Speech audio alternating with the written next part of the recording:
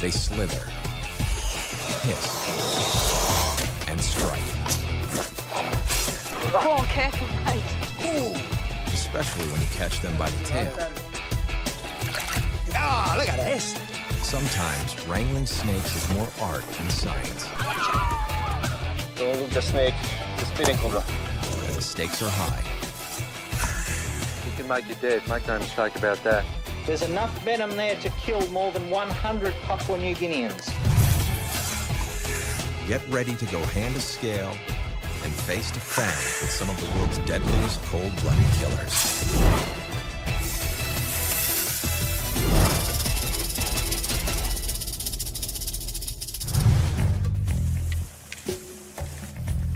First on the list, the Australian copperhead.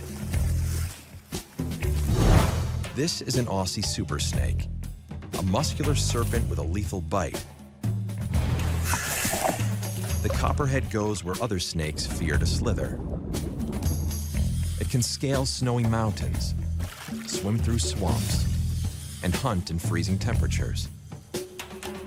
But survival in this harsh environment comes with a price. There isn't much on the menu, except other copperheads.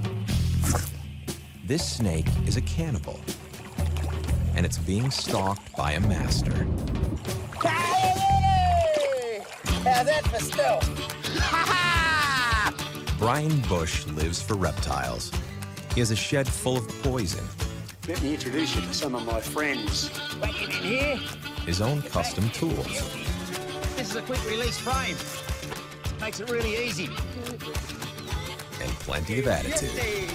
Oh, great. He even looks like a reptile. Talk about a freak of nature. Ah! All we've got to remember is snake's an important part of the environment. Brian uses his poisonous prizes for education. But there's one kind of snake behavior even this venom virtuoso has never witnessed. Cannibalism. Snakes do eat other snakes as a bonus when going after the same meal or different species as prey. But there's one Australian species that consistently swallows its own kind, and that's the copperhead. Ryan has come to the misty mountains of Tasmania to observe this antisocial snake behavior. But the copperheads aren't exactly cooperating. We've got a snake, a copperhead.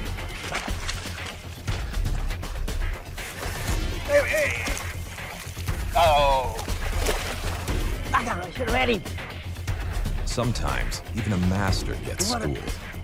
I was expecting the snake to go over the bank. It did a U-turn and cruised straight into this muddy creek here. Could lay under the water for an hour. I'm going to keep looking. With no snakes in sight, Brian resorts to some unconventional methods. Ah! We're going to get some copperheads! Snake dancing brings about, don't worry! Maybe the dance has worked.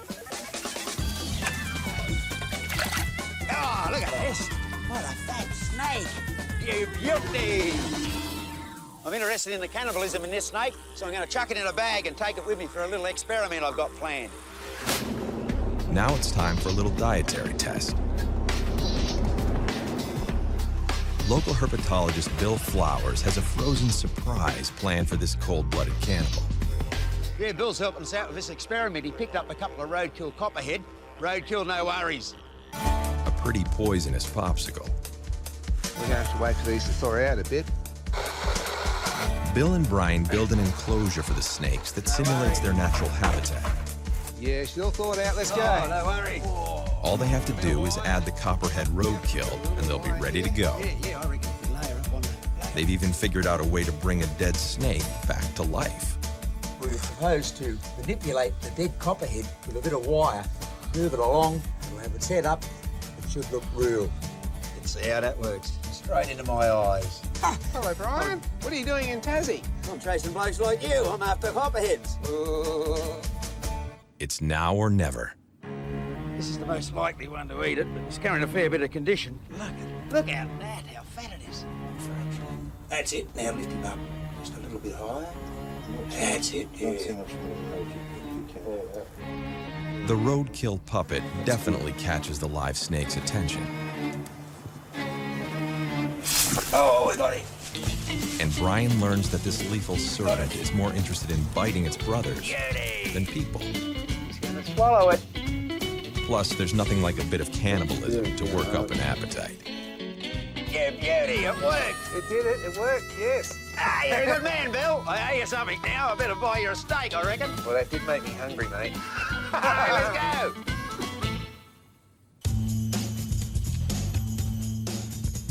This slender snake hunts in a more unusual element. The air. Meet the paradise tree snake, a reptile that's more jump than bite. When danger threatens or food beckons, it flattens its frame and takes the plunge, turning its entire body into a serpentine glider. Jake Socha has come to Singapore to catch a few of these airborne acrobats. He studies animal biomechanics, and he aims to find out how these reptiles defy gravity. Here you have an animal that's shaped like a cylinder that's able to move through the air. I'm just fascinated with how it works. I want you guys to be ringed around here, so I want a couple of people outside too. If you think it's hard to catch a snake on the ground, try grabbing one that can fly. Oh, there's so many gaps up here. He's not gonna come out. To your left, and straight up from your head. You got him, Norman. You got him. He's right above you. Get him, come on. That good a move needs some instant replay.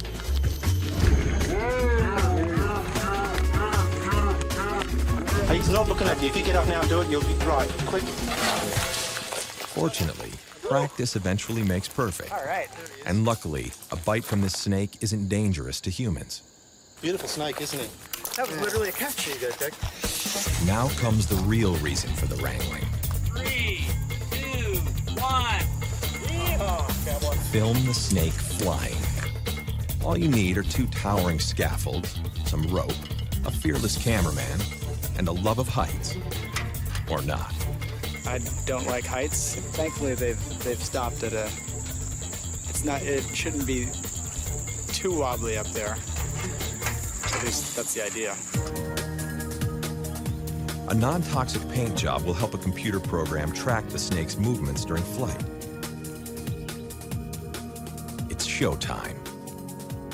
Whoa. A little wobbly there. Yeah, this is what keeps me from plummeting to the earth. I hope. Okay, I'm reaching down for the snake. I don't normally name my snakes, but one of my volunteers here named this one Air Tony. We'll see what Tony can do here. No one will force the snake to fly. It's looking down. It's going now. It takes the leap all on its own. Again, and again, and again. That is fantastic. And they don't seem to mind a few crash landings. If they can make a break for it. Finally, Jake has his footage. A close-up, real-time view of a serpent in flight. This footage is going to help me at least get some hints at what's going on in a detailed sense. So watch out, travelers. The next great airplane design just might have a little reptile in it.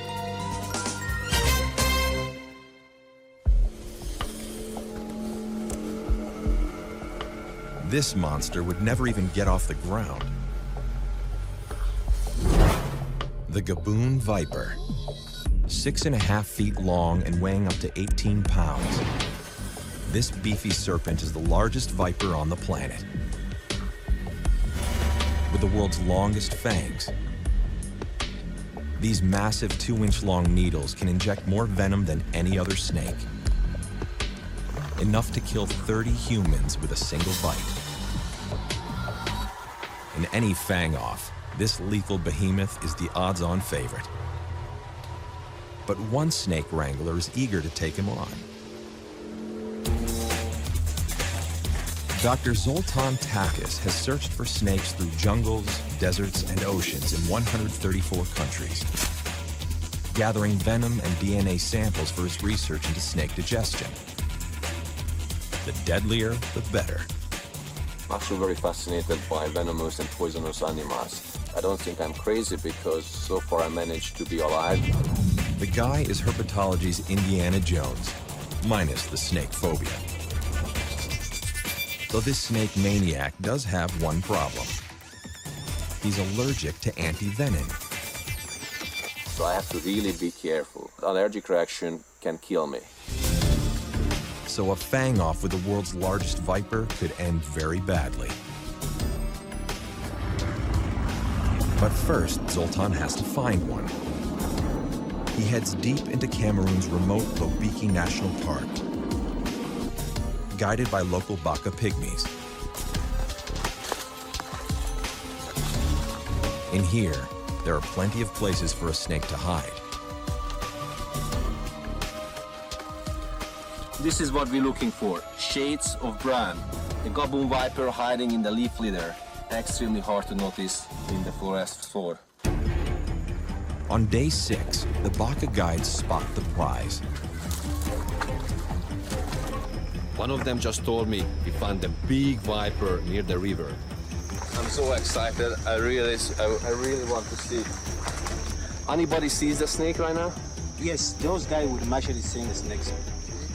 Just point to the snake. It's a well-camouflaged monster.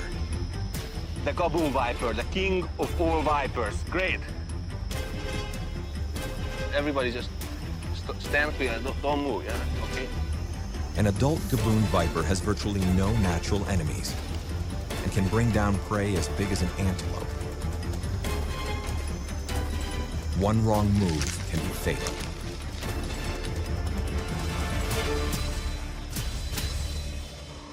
At 11 pounds, Zoltan has just bagged a big hunk of snake. Okay, I have it. Release the bag, Back at his field lab, Zoltan gets a good look at what those massive fangs can do. And plenty of venom for his research. Days later, the team catches an even bigger one. It's the hugest GABOON viper I ever seen. A 6.5-foot, 18-pound leviathan hiding in plain sight. Watch the head of the snake.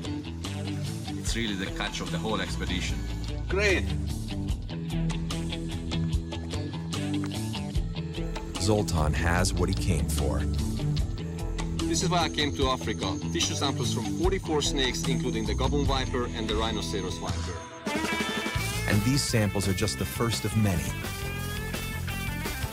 This snake-loving superstar already has his next capture in sight. The speeding cobra.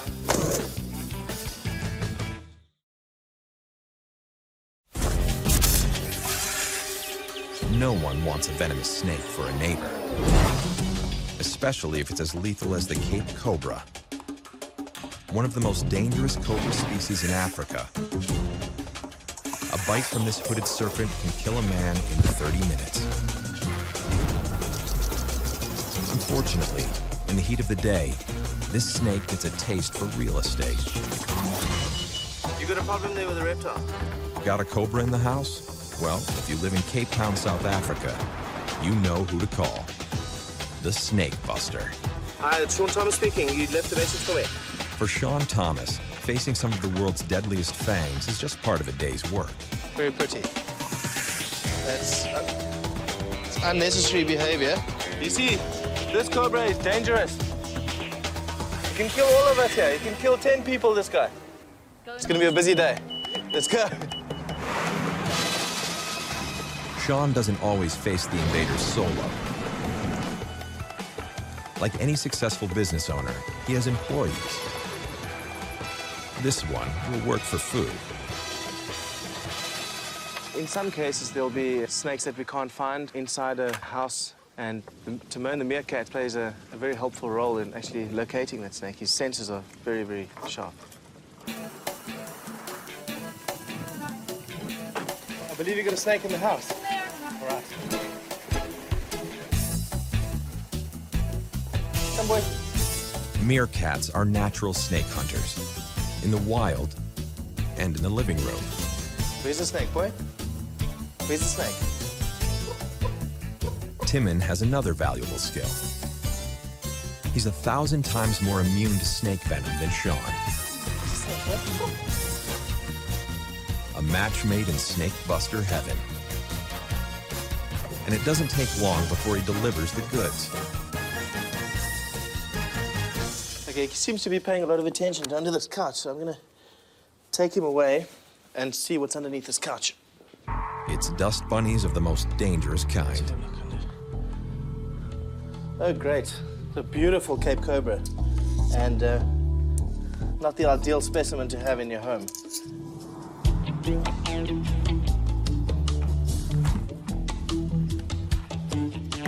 So if you see any more of those ones, you're gonna call me. Sean will release the snakes into the wild. Just be careful, eh? Or into his basement. My snake room is a sealed, lockable room underneath my house. I keep forest cobras, Cape cobras, puff adders, berg adders. An extreme case of not leaving your work at the office.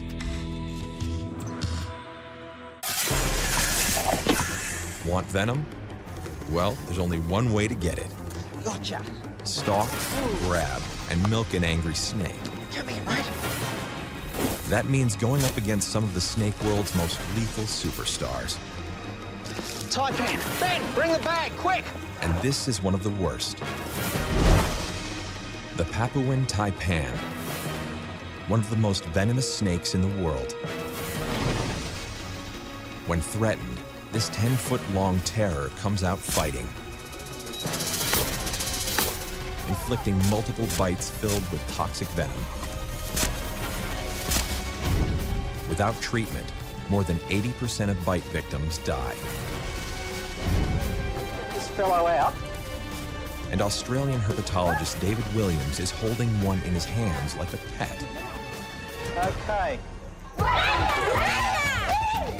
This town is ground zero for venom victims. Moragina in Papua New Guinea. In this place, snake is another word for death. Moragina has one of the highest mortality rates of snake bite in the world. Away from the veranda because they're very fast snakes, and if they get in among people, right, they'll bite everyone inside. For those patients fortunate enough to get to Port Moresby, The only anti-venom for this deadly reptile costs a fortune, and it has to be refrigerated. But refrigerators and cash are in short supply here. you can't help but really feel, you know, heartbroken having to stand by and watch a family see a loved one die under those circumstances. So we actually got a fair bit of venom out of this specimen. David wants to develop a freeze-dried anti-venom to save lives in remote areas. But the crucial cure has a main ingredient: live taipan venom. That means a snake hunt. His only defensive weapons? A stick, a bag, and his wits. So you guys saw a snake here this morning, eh? All right, whereabouts was he? Can you show me? Taipan! Got it! Hang on. Okay, clear. Now get back out of the road. Oh, look. This snake will soon donate its venom to David's cause. Are you there? Oh, bloody hell. Affordable, portable anti-venom.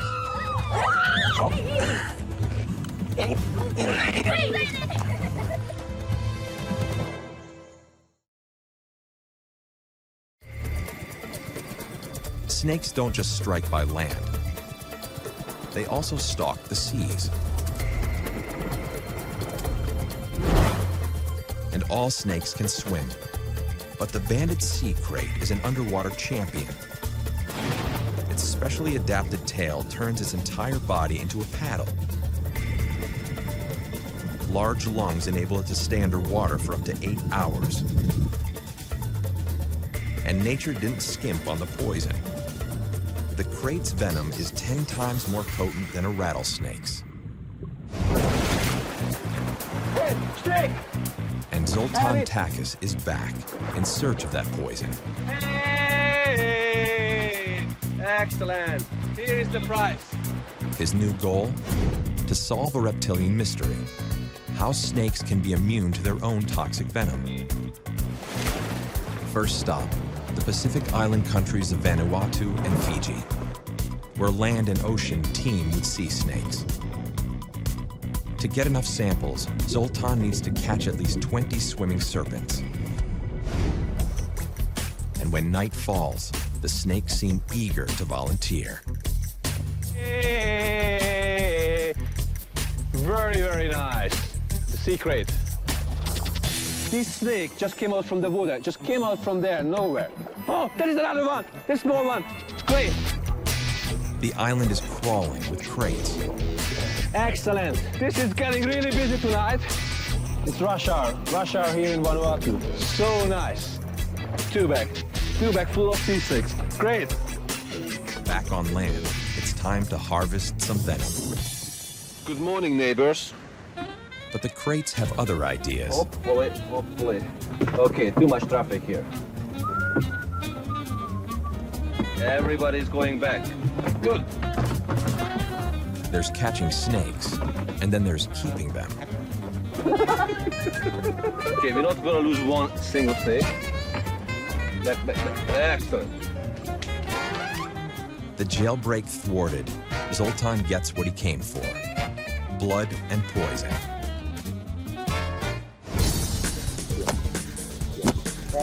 But sea snakes aren't his only target.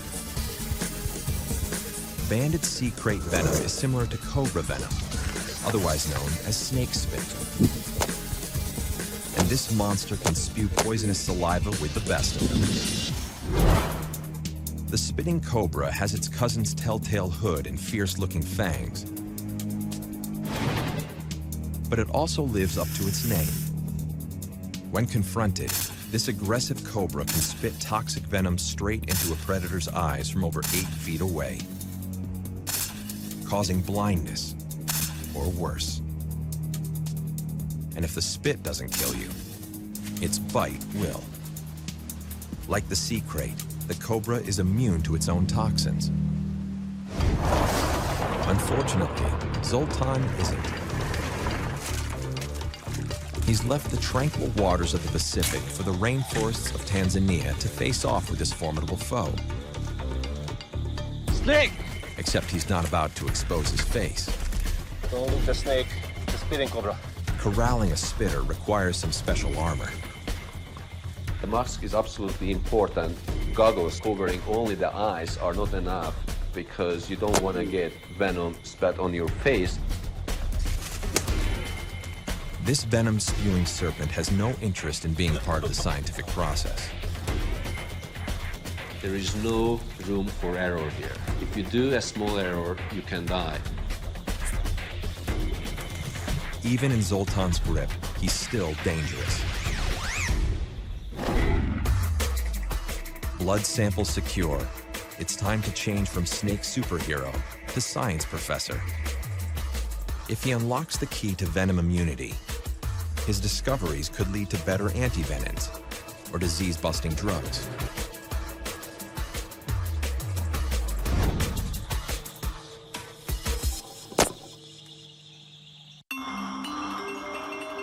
This lethal bruiser may also be able to help with some discoveries. Australia's death adder. 3 feet long with a small rat-like tail used to lure prey, the death adder has a lightning-fast strike.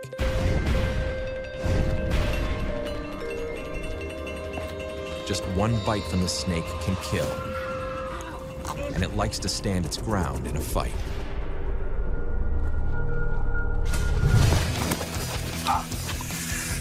But this couple is willing to face its fangs. Love, marriage, and venom. For Craig and Jackie Adams-Marr, till death do us part could be sooner than later.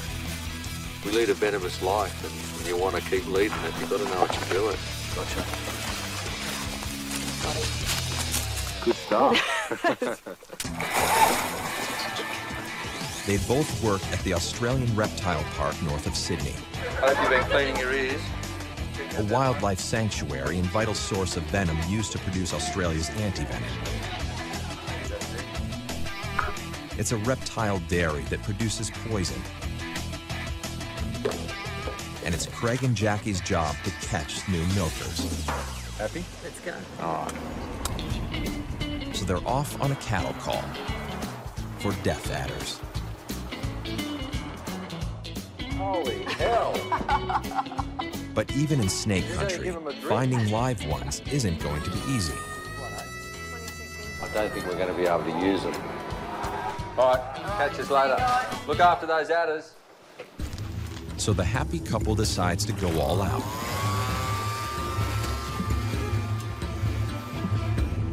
Craig, come here.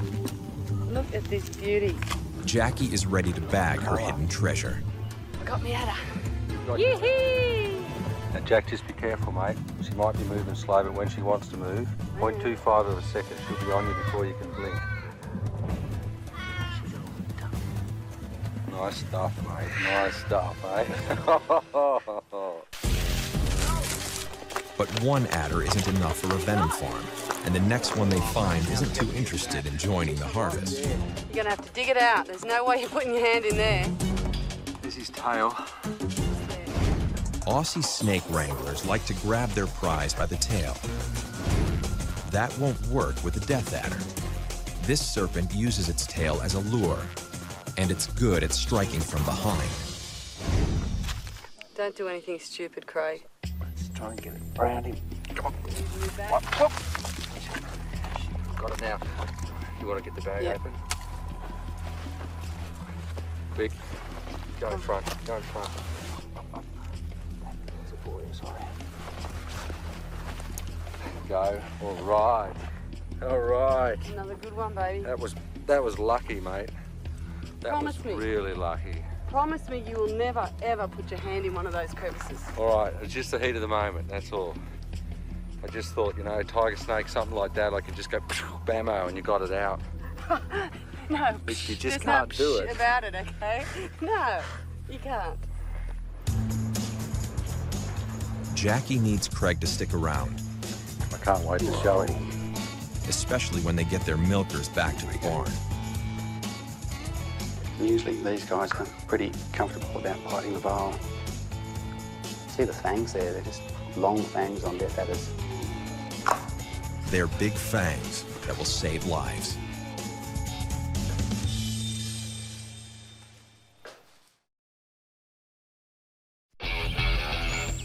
Not all snakes are aggressive, even if they pack a poisonous punch. North America's pit vipers have a fearsome reputation. They get their name from these small heat pits below the eyes, which can detect body heat, even in total darkness. And these three are the worst. The cottonmouth, also known as the water moccasin. A semi-aquatic snake armed with deadly venom that can melt muscle. The eastern diamondback rattlesnake. It may use its famous tail as a warning, but this bad boy can strike at 1/3 of its body length. And the copperhead, one of America's most common venomous snakes. This viper is responsible for 1/4 of venomous snake bites in the U.S. But is this poison posse really that ferocious? Herpetologist Jesus Rivas isn't so sure.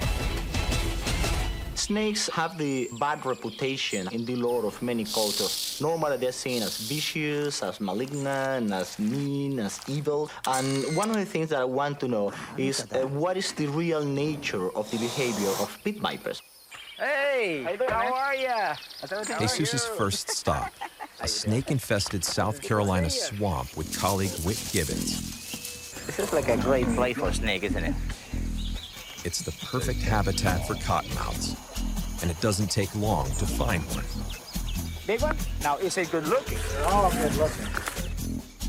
But the snake doesn't seem eager to attack.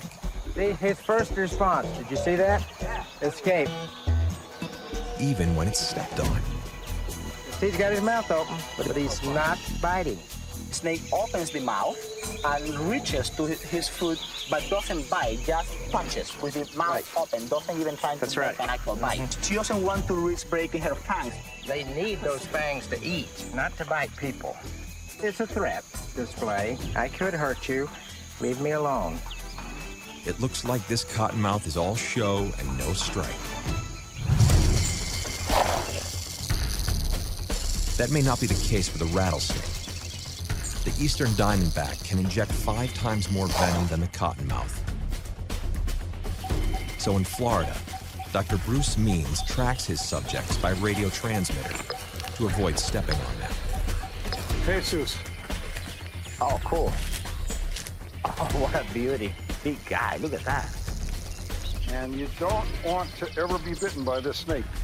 The eastern diamondback, in my opinion, is the most dangerous snake in the United States and Canada. When you get bitten by this snake, it's deadly serious. Yet even this bruiser hesitates to strike. He could reach you, yet he's not. It's like a boxer jabbing, keeping the distance, showing his reach, showing where he can do harm, but not really aiming to hurt him. Clearly, these pit vipers are more passive than aggressive. And this amateur snake wrangler is willing to take that on faith. Might be something under here, who knows? In the tiny Appalachian town of Edwina, Tennessee, church pastor Jimmy Morrow likes to search for deadly copperhead converts. Right in here is one of the snakiest places that I've been to. But there's copperhead. Bingo! He has a reason for catching copperheads. On Sundays, he takes them to church, where they star in a pretty unusual sermon. In the book of Mark, in the Bible's New Testament, Jesus told his followers that those who believe in him could handle serpents, and no harm would come to them. These believers take that literally. He's moving them around in a manner that will strongly discourage anybody to do it. Unbelievable. And it seems like their prayers are answered. There are no bites. Is it a reptilian miracle? Pure dumb luck? Or a box of defanged pets? Now this is a copperhead. He's a venison snake, and he was caught, okay, out of the wild, right? Okay, now, watch this. Okay, see him biting it? See all that poison? Just like its cousins, the fearsome copperhead is more of a lover than a fighter. Or maybe they just behave in church.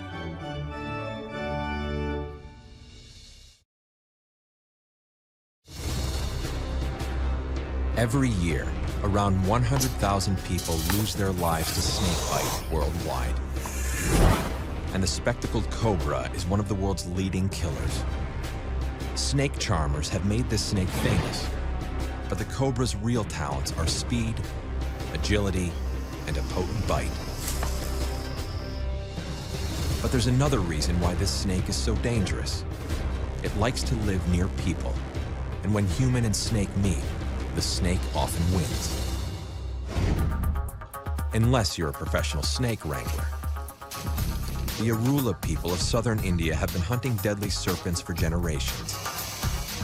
It's a risky profession. India has the highest rate of snakebite deaths in the world. I consider the Urulas the best snake catchers because they're the people who read the sign that the snakes have left behind and find out exactly where they've gone. Herpetologist Ram Whitaker has worked with the Arula for years. This is a cobra scat, and I'm afraid I wouldn't be able to identify it, frankly. I'm just sort of learning the ropes, even though it's been 25 years since I started working with them. Years ago, these fearless hunters survived by selling snake skins, if they lived long enough to kill their quarry. Today, India's venomous snakes are protected, so the Arula have gone from hunters to farmers, with a rather unusual harvest. Toxic venom. The Arula snake farms provide over 80% of venom used for anti-venom in India. And if they're bitten, there won't be any hazard pay. Kali learned snake tracking from his father. And on a cobra hunt, generations of know-how quickly pay off. Ah, yeah, look at that. Well, 2 cobras inside, man. I mean, that's a rare event. Even faced with 2 spectacled cobras, the Arula hunter shows no fear. But maybe he should.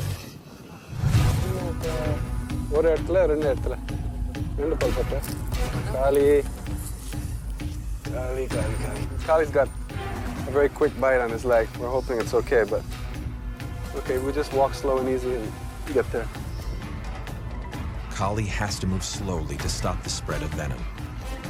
But he's in a race against time. The symptoms can start to show within minutes. And the nearest hospital is hours away. It wasn't a very big cobra, but on the other hand, a cobra that size has enough venom to kill 3 or 4 people. The worst case scenario is if he did get a very high dose of venom, he could actually go into respiratory paralysis within a couple of hours. Unfortunately, we have a snake bite. Okay, sir. Where is the patient, sir? Right here. He's a snake catcher.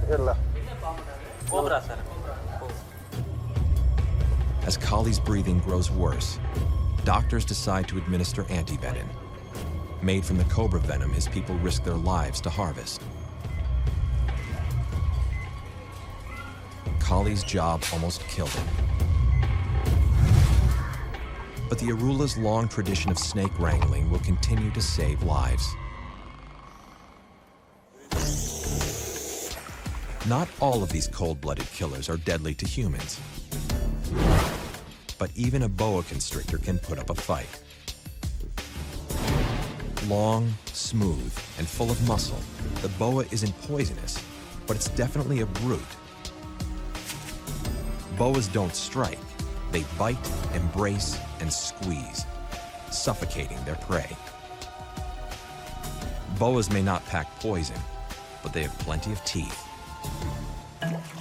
So when it comes to a fang off, herpetology grad student Scott Bobchek still has to take extra care. Got a female. 12 centimeters for the tail. He's in Belize to research the size and evolution of boa constrictors. Next. 6.34, 106. Scott is trying to find out why island boas are so much smaller than mainland boas. You have snakes on the islands that are completely different in size. Mainland snakes are at least twice as long and 4 or 5 times as heavy. Let's get some boas. On the island, the trees are dripping with snakes. So we got one right up in this tree right here. Looks like it's choosing an ambush position right at the end of this dead branch. Unfortunately, Scott is the one who gets ambushed. Whoever said that island snakes are docile, they'll take a bite out of you. I got him, he's got you. I lose a feeling in my hand. Now Scott needs mainland females. But these girls aren't into pristine jungles. Belize City's boas have a more urban hunting ground. This is not for the weak-stomached. The town dump isn't classic constrictor habitat. But the swampy garbage is home to a snake smorgasbord. It's a haven for other animals like rats and other prey items that the boas are going to eat. Want to be a snake wrangler? Roll up your sleeves and dive in. This is fun stuff. You know, you're just like in the right spot to find a dead body just lying right around here. Right in this car window, just like his head sticking out. Meanwhile, when it comes to the boas Scott already has, his problems are just beginning. After all the driving, his biggest charge is a little car sick. That was a big lizard. which means some big prey is coming up the other way. The road was a little bit too much for her. And then an island boa disappears into thin air. I can't find a snake. This is not what I wanted to do. Oh, God. And I think that the snake sneaked down the back of the sink. Yeah, he's in there. He's in there? One hotel sink, $179. Pretty snake, huh? The boa, priceless.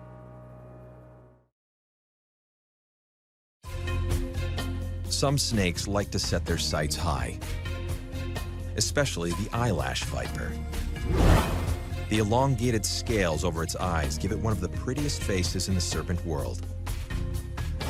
But don't be fooled by its flirty gaze. This petite hunter is armed with long, needle-like fangs that can deliver a venom-packing puncture in less than a quarter of a second. Eyelash vipers like to climb trees. So this snake wrangler is taking the fang off to new and dizzying heights. It usually works out flawlessly, but not always. When it comes to researching reptiles, viper specialist Jeff Sorrell likes it wild and woolly. From the mud, All right. to the seas, to the shrubs, There you go, good job. to the trees. It's even earned him a nickname, Jungle Jeff. To me, I found some sort of means of justifying doing what many would call childish behavior.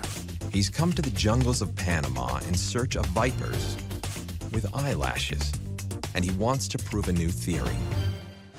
Yeah, wow. This is what we're really looking for. According to conventional research, these pretty killers pounce on prey at night. But Jungle Jeff isn't known for being conventional. Watch out, watch out. He believes that the eyelash viper also hunts during the day. And he's going to make them cough up the prey to prove it. He had a big meal. So the procedure of popping snakes is pretty standard. And at a certain point, once the prey item gets near the head, they sort of regurgitate on their own. Frog. Nice. No, it's a lizard. Whoa, it's a frog, it's a frog. A lot of the prey items that we found in these snakes are animals that are active during the day. To prove these snakes are diurnal, Jeff needs to see a daytime viper strike for himself. And that means pulling out all the stops to catch one.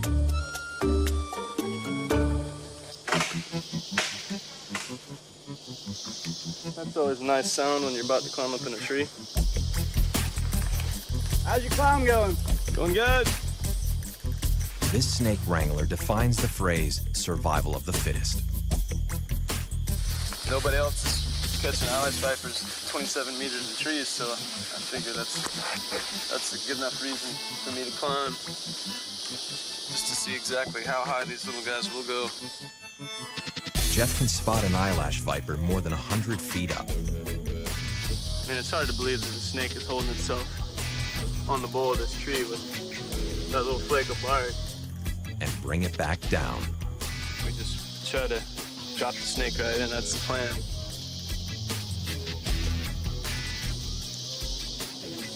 Okay, it's in the bag. Worked as planned. With their scaly study subject at a lower altitude, it's time for a little afternoon snack. Oh! Oh! That proves that they eat during the day, huh? Yeah, I guess so. Wow. Jeff survives his fang off, but this little lizard isn't so lucky. The first try. The very first time. I mean, I know we got it, but yeah, but it was a blur. Fast, man. It doesn't take long to prove Jeff's theory. Oh no! It seems that day or night, no snake will turn down a free lunch. Oh. They'll even swallow it whole. Gotcha. From savannas to swamps. This is not for the weak-stomached. Under the sea, the tops of the trees. These snake experts know how to face off with fangs and survive. They take great risks for great rewards. Happy ending. It's a very happy ending. And that's a fang off even a snake can get behind.